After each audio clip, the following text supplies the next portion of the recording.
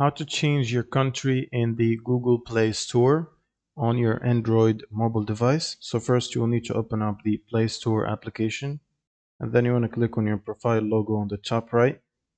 Now you need to go to Payments and Subscriptions, and then you want to click on Payment Methods, and then click on More Payment Settings at the bottom. And this should open up a web browser page, and you might need to sign in again to your Google account.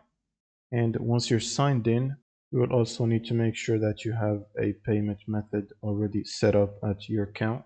And then you want to click on the three vertical lines on the top left, and then go to Settings.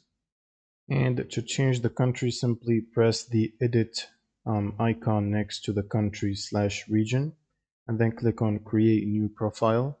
And then you'll need to create a new payment profile, so click on Continue. And in here you should select the new country that you want to change it to. So for example, this country, and then click on Continue. And then you will need to fill out all these information and submit the form to create a new payment profile with the new country.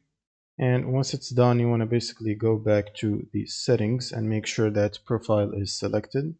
So if you press the edit button again next to the country or region, you should find the second profile with the new country here, and you should make sure that it's selected and active, and it will use the new country that you've added.